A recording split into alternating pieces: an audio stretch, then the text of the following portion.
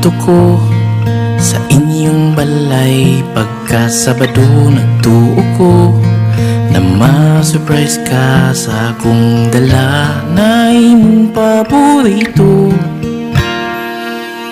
Ningisaka ko sa stairs padung sa imong kwarto na inay pa aron ma-surprise kuno ti ka pero may nagpatong nimo.